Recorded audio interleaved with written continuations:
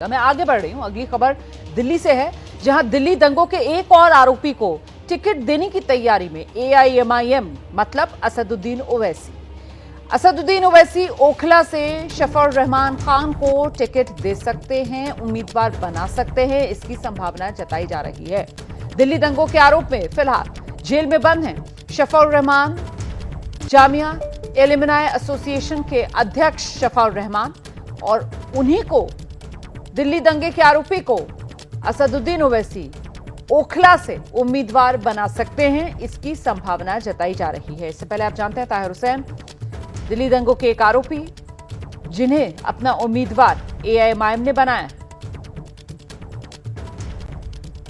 ओवैसी साहब, आप कानून की दुहाई देते हैं और आप बेहतरीन बैरिस्टर भी हैं, तो आप ताहिर हुसैन दिल्ली के दंगों का आरोपी उसे मुस्तफाबाद से टिकट भी देते दिखाई देते हैं। 12 उम्मीदवार उतार रहे हैं दिल्ली के विधानसभा चुनाव में।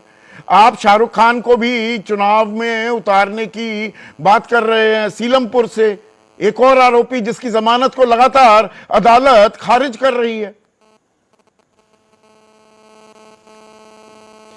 देखिए, कोर्ट कानून मुझे इस बात की इजाजत देता है कि मैं कैंडिडेट को उतारूं। अगर इनका कन्विक्शन होता है तो बराबर हम इनको टिकट नहीं दे सकते, मगर जो पॉलिटिकल पार्टीज हम पर उंगलियां उठा रहे हैं, मैं उनसे कह रहा हूं कि जो लोग शीशे के घर में होते हैं दूसरे के घर पर पत्थर नहीं फेंकते। 1984 के जो सिखों का जेनोसाइड हुआ था, किसने कैंडिडेट्स को दिया था जो एक्यूज थे?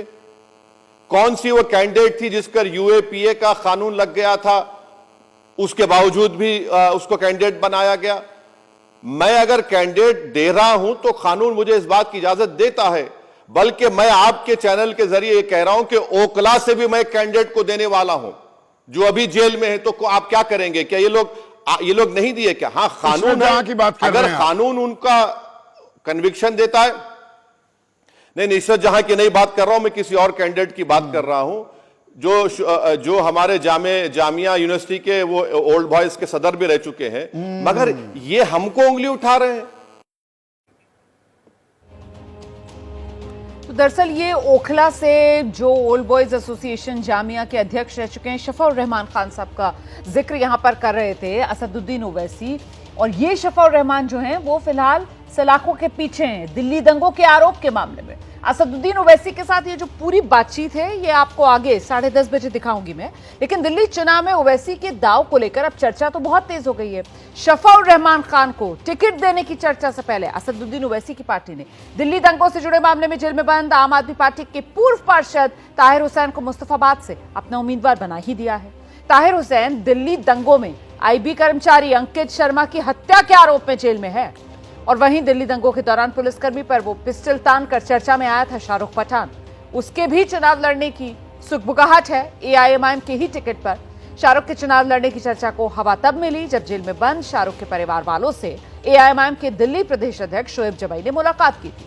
और अब तो खुद असदुद्दीन ओवैसी को आप सुन रहे थे जो एबीपी न्यूज पर यह कह रहे थे कि ओखला से वो शफीउर रहमान को अपना उम्मीदवार बना सकते हैं। हम सीधे आपको लेकर चलते हैं, हमारे साथ हमारे सहयोगी जैनेंद्र इस वक्त मौजूद है, और जरा जैनेंद्र से ही समझते हैं असदुद्दीन ओवैसी जिस तरीके से खुलकर दिल्ली दंगों के आरोपियों को टिकट बांटने का काम कर रहे हैं, करते हुए नजर आ रहे हैं, मतलब एआईएमआईएम ने दिल्ली विधानसभा चुनाव के लिए अपनी जो रणनीति है वो तय कर ली है। जैनेंद्र, तस्वीर साफ हो रही है? बिल्कुल रोमाना, देखिए, अगर वो दिल्ली दंगों के जो आरोपी हैं, जो विवादित लोग हैं, उन्हें टिकट नहीं देते तो शायद चर्चा भी नहीं होती कि एआईएमआईएम दिल्ली चुनाव लड़ भी रही है, नहीं लड़ रही है।